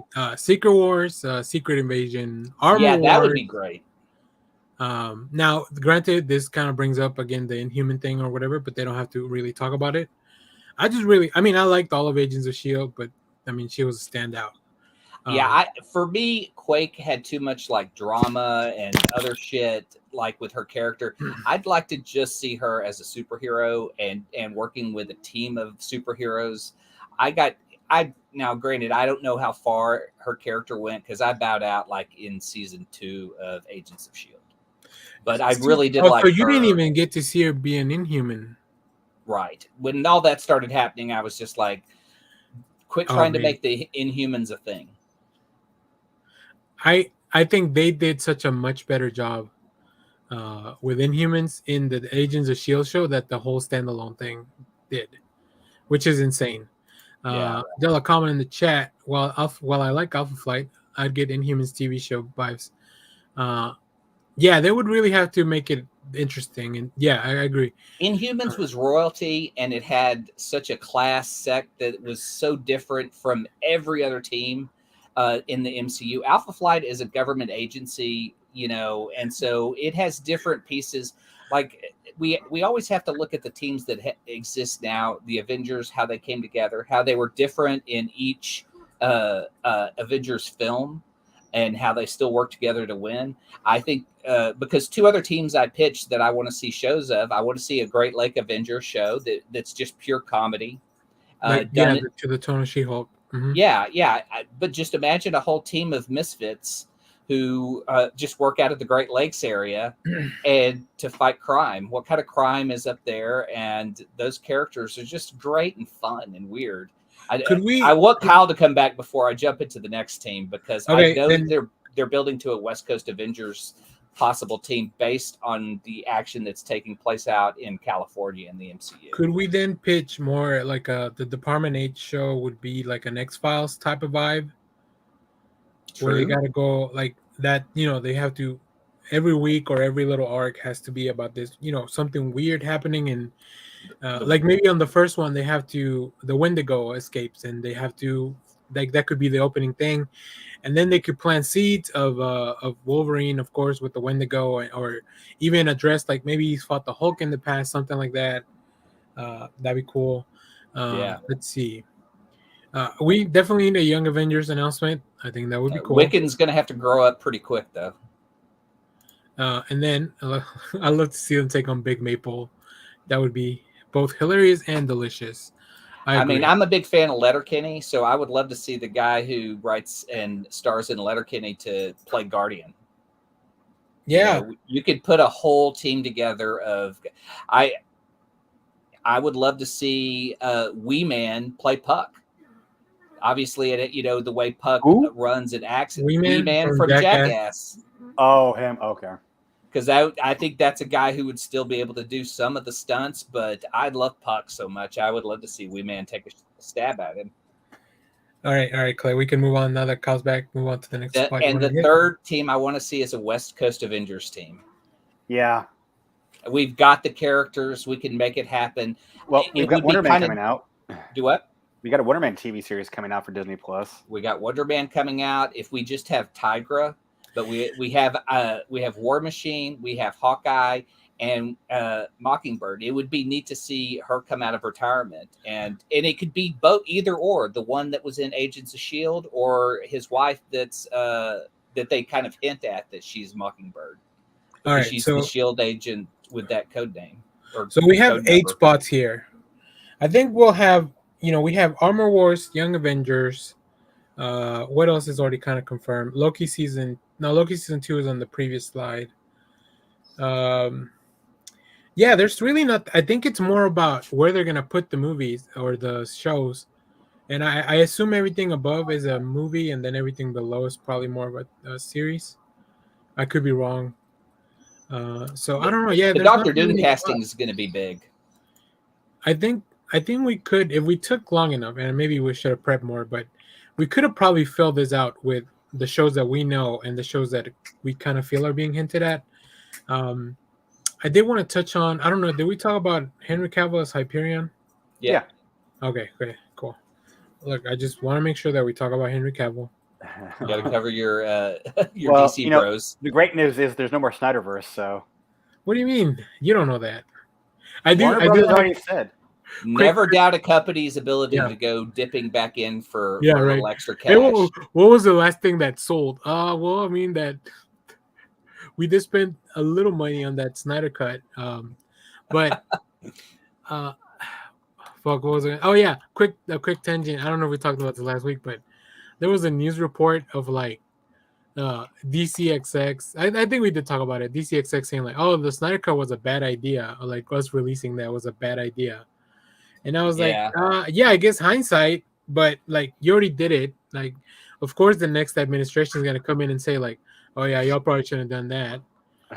So I don't know how they figure out profits on streaming because it's just really subscriber based. They don't. It's all funny accounting that leads them to having losses every year somehow, but everybody still makes a lot of money.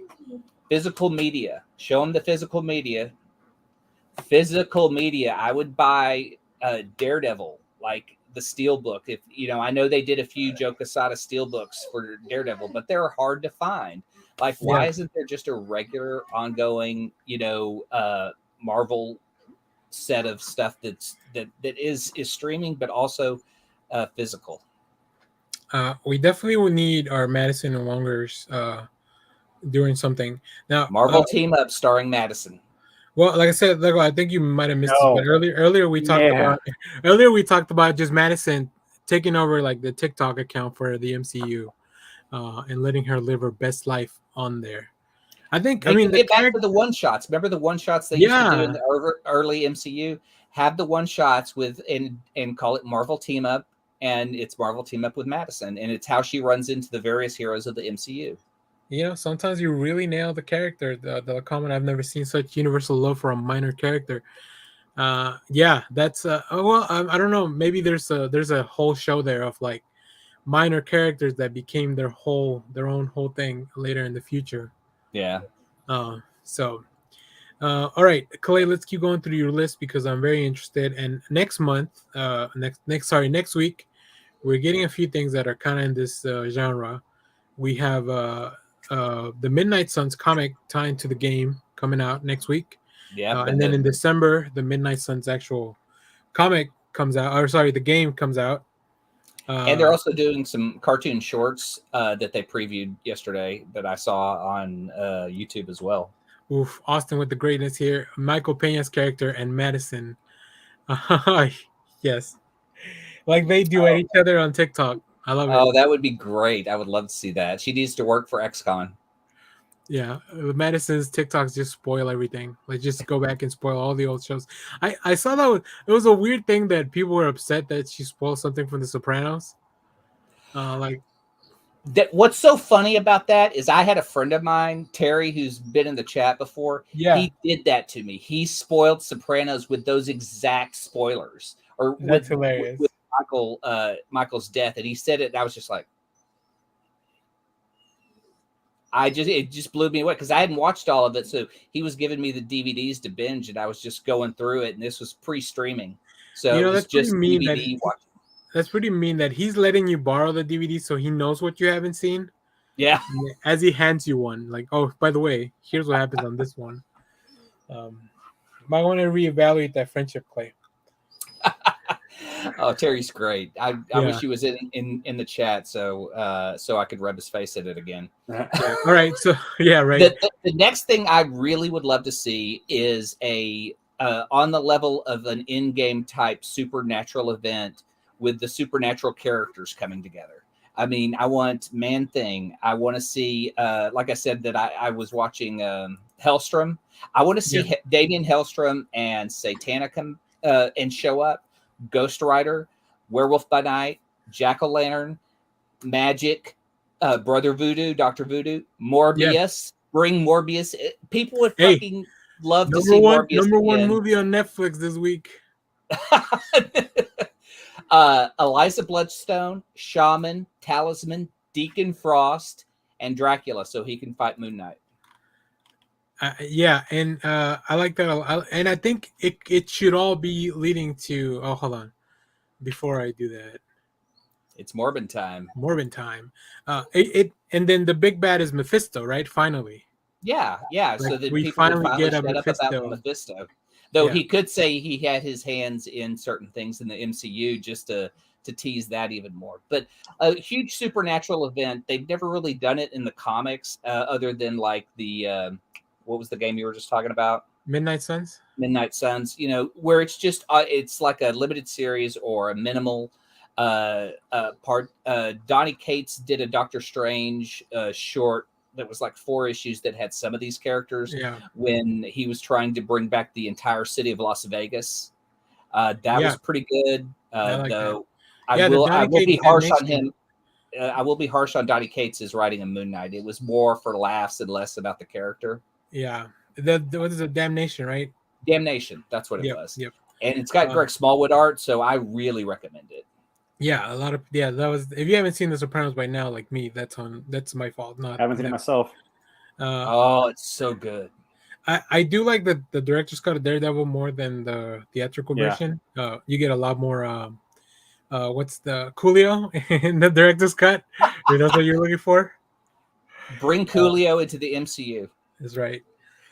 Now, Clay, you want to touch on the last 2 things before we kind of wrap this? I know this was very MCU heavy, but I think it's the thing that kind of excites us the most.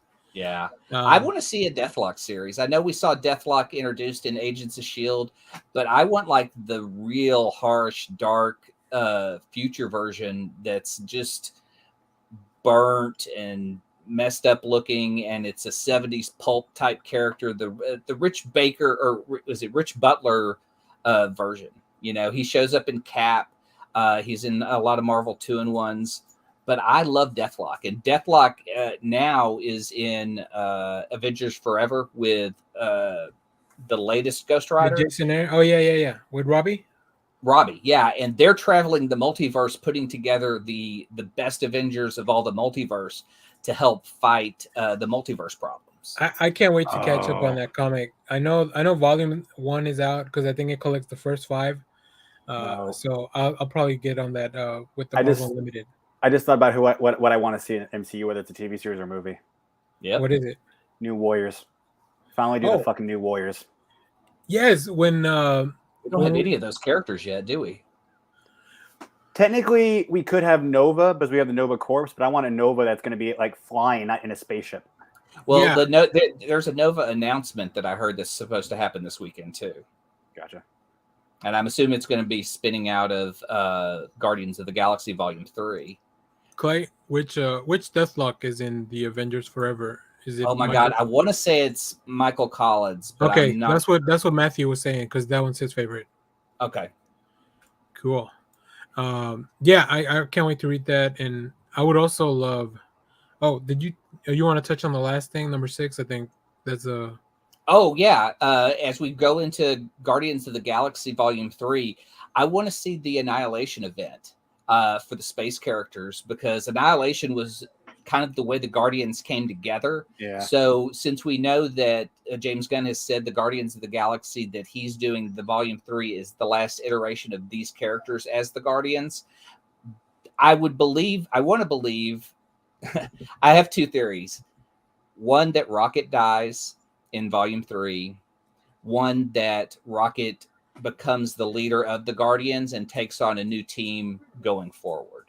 Or they split up, and we're gonna see the name either be taken over by the Ravagers, or we're gonna see them taken over by a certain superpowered team in the year 3000. Yeah, I mean, it would be interesting to see like a time traveler show up, because we have Kang, we have the multiverse, we have those characters that were shown in Volume 2. Have Starhawk show up. No, oh well, I mean, isn't that Starhawk? Yeah, have Starhawk become Star. Oh, you can play along with that character. I mean, we're getting Adam Warlock, we're getting High Evolutionary. Why can't you know, I don't know. Yeah. Yeah, I think either way would be interesting. So the saddest theory I have is that Rocket dies in Guardians 3. I'm concerned that might happen, because I've read tweets from James Gunn that of what his idea of Volume 3 is, and Rocket's arc for that. But I would love to see him like move on and become a leader, and not just like have his arc, because I want to believe that he still has to take care of Groot on some level, and that Rocket and Groot lead the next Guardians of the Galaxy iteration, and that whatever happened to the Nova Corps in the first film has birthed a new Nova Corps and a new Nova character. But do you want to see with new Richard powers Rider? where they actually fly? Yeah. I like the young Sam Nova Alexander better. Yeah, I feel like Rich Rider's kind of a dick, and he's got a lot of issues. No. Rich Rider is not a dick. He's the Nova. He's the Nova. And if we're gonna get Sam Alexander, we need both Rich Rider and Sam Alexander. Let us know is he a dick or not? So that'd be sick. All right, we'll wait till Clay gets back for the other segment. So in the chat, let us know what else would you want to see if you're watching this later in the comments. Maybe you've already seen it. Because like I said, it's happening right after we get off the air. Let us know what your favorite thing was. We'll definitely be talking more about some of this stuff. Watch out for videos in the channel. I'll be doing some trailer reactions to whatever trailers we get, as fast as we can. So, Clay. Yes. Now that you're back, Della Common gave me a perfect segue to what we're doing next. Speaking of, and it's totally on me, but I could have went without the preview scenes for She-Hulk. Well, Della Common, since you already saw it, we're gonna be looking at. I haven't seen it. I haven't seen the preview scenes for next week. We're gonna look at the sneak peek for next week's She-Hulk, Attorney at Law. So if you don't want to get spoiled, thank you for joining us, but you can fuck off. Damn. Just kidding. That was for comedic effect only. I never want you guys to leave. So yeah, let's go check that out. We'll talk a little bit because I've seen some of the screenshots on YouTube. I kind of know who's in there. So let's go take a look at the She-Hulk preview for next week. Man, that's right. Finally, dude. If it was Frogman, I would kind of also lose my shit. Too bad Josh isn't here. Yeah. So I already love it. I already love that it starts here because we saw the last part of it. So yeah, let's check it out right now. Nope. No audio. Yep. I just realized I'm a dummy. Luckily, when I edit this, I'm gonna take that part out. La-da-dee-la-dee-da. The stream production's it's a tough life. All right, now let's check out the sneak peek for next week's She-Hulk Attorney at Law, and hopefully I share the audio. Strength is beauty. Beauty is strength. What makes you beautiful? She-Hulk by Titania. This is the person who legally outmaneuvered you? Yeah. Why didn't you trademark your own pseudonym? Why would I? Did Doctor Strange have to trademark his name? Did Thor? You chose two examples of people who use their real names. I'm still Jennifer Walters. She-Hulk is just a thing that happened to me. You said you didn't like the name She-Hulk. I don't. I do admit, though, there are parts of it that I enjoy. The amazing hair, no hangover, being able to walk home at night without being afraid. You put on your green suit. Put on my green suit? Yeah, jolly green yourself. I don't know what you call it. Hulking out. Okay, good. Whatever. Trouble's gonna find you. Weird, unexpected trouble. Yay! Why ain't you answering a mobile phone? I'll be right back. Life would be so much easier if I was just Jen. I think you're in a unique position to do some real good. Jen Walters can use the law to help people when society fails them. She-Hulk can help people when the law fails them. This guy's really kind of doing it for me. Big energy.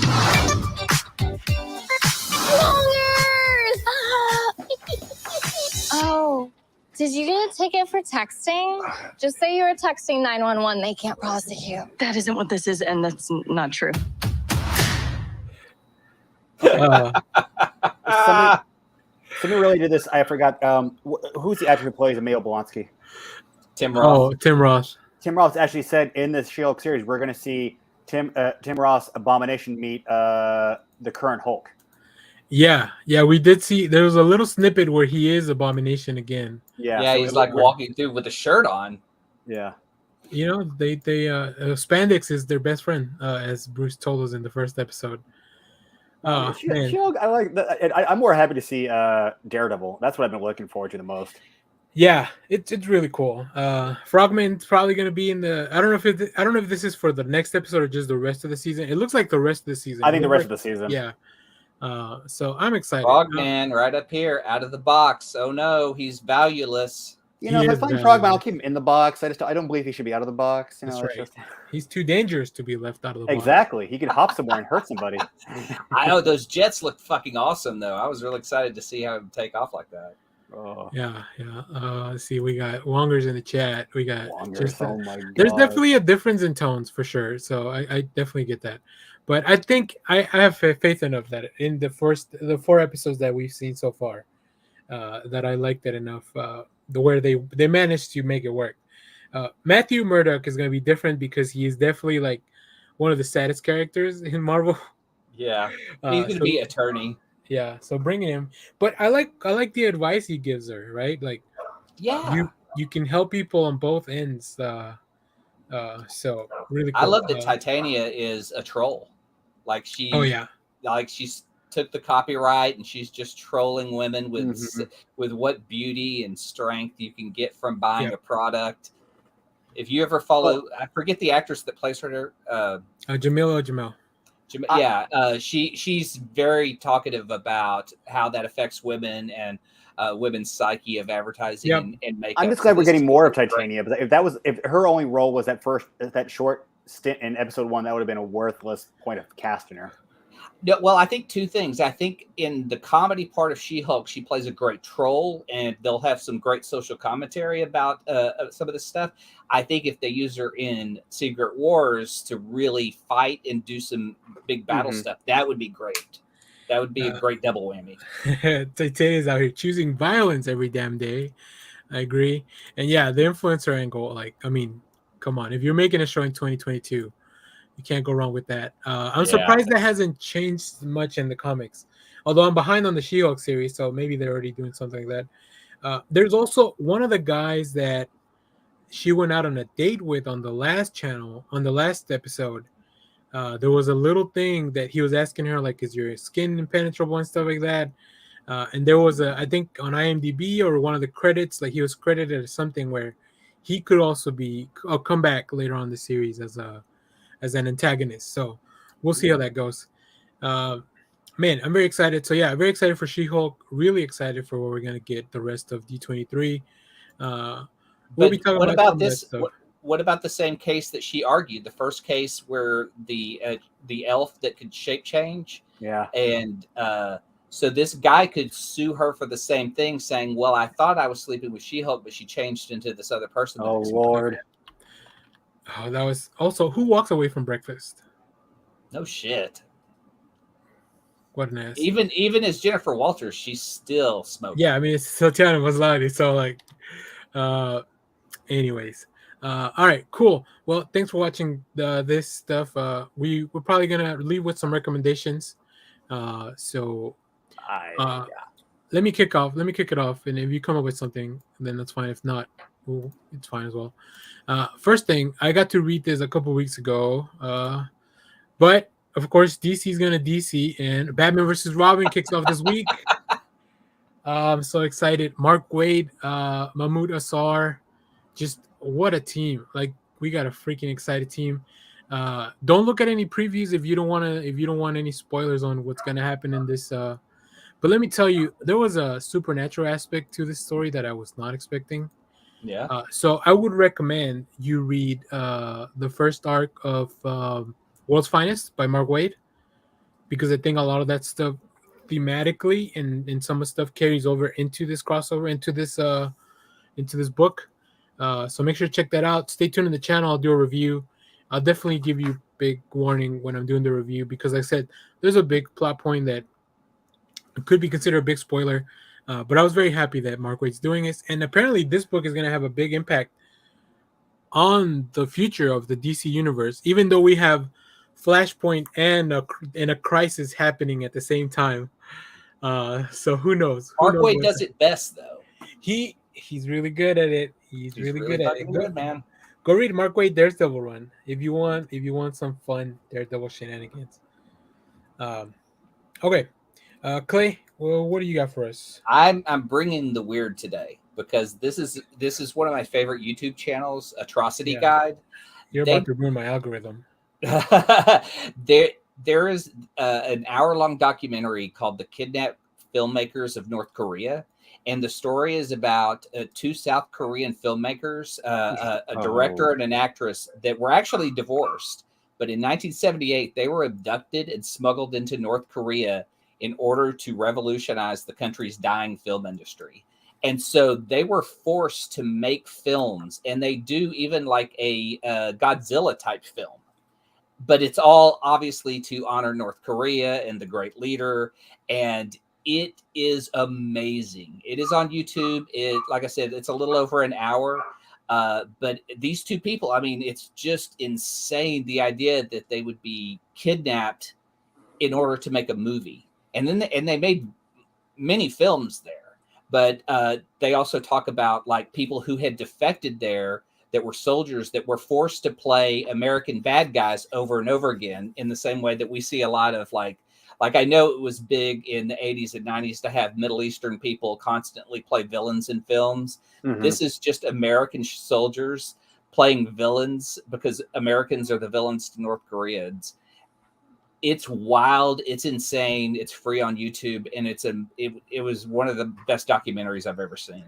Okay, I'll try to go back and leave a link in the chat for that. Or not in the chat, in the description of the video, or we'll tweet it out. Cool. Kyle, did you come up with anything? I'm just going to repeat it again because it's out now. Cobra Kai season 5. I'm going to be on that. So just watch this. It's season 5. Go watch it before they make you watch it weekly. Yep.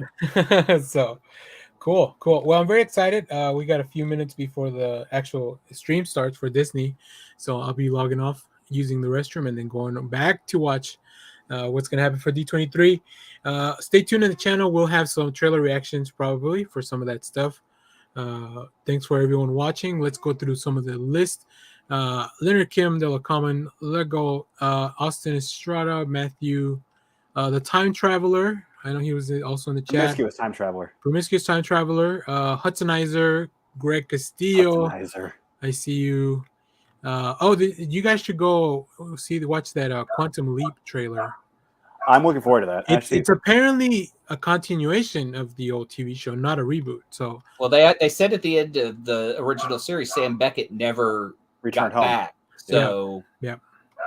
And Man Cave Theater also in the chat. So cool. Well, thanks for everyone for watching live. It seems like on Saturdays we get a larger live crowd, so we'll probably be sticking around with this. We just got to make sure to remind Josh. And next time, probably we're going to be talking about Thor: Love and Thunder. That was a plan for today, but then I really wanted to wait for Josh because I know he has some things to talk about. But yeah, let me see. What do we want to go out with? Go watch more views on Netflix. Rise Up. Morb Nation. Let me see. What is this one? Oh, that's just we can always go out with twerking. We could. Oh, here, let me. One thing I did tweet out, and this is hilarious because of all the discourse this week with "Don't Worry, Darling," the Olivia Wilde movie. Oh my God, so many people talking about that movie and nobody going to see it. The first thing we're gonna talk about, and whenever we talk about movies, here, let me play the clip, and then I'll tell you what's going on. You know, my favorite thing about the movie is like it feels like a movie. It feels. I want every the time weed that It guy's feels on. like a movie. Every time we talk about movies, whether I do a review or we talk about it on the show, our first question is gonna be, "Does this feel like a movie?" Oh God. Morbius is a film that feels like a movie. You've been warned. You know, there's some films that don't feel like a movie. So It feels like a movie. Chris Pine was a saint this week, doing everything he did for the presser for this movie. You know, somebody upgrade this man's cell phone because he walks around with his little flip phone.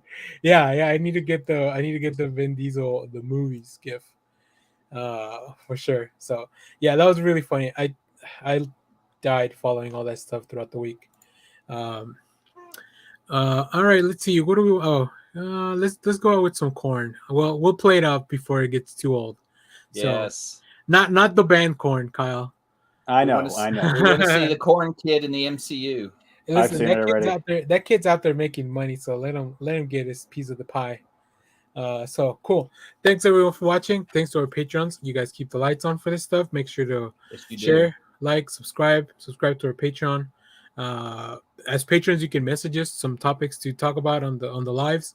And stay tuned, because now that Sundays are available, we may do some other stuff with different guest interviews or whatever. So yeah, stay tuned to all our socials for that. And everyone, and go enjoy D23. Thanks everyone. Bye guys. Bye. I really like corn. What do you like about corn? It's corn! A big corn, but not. It has the juice.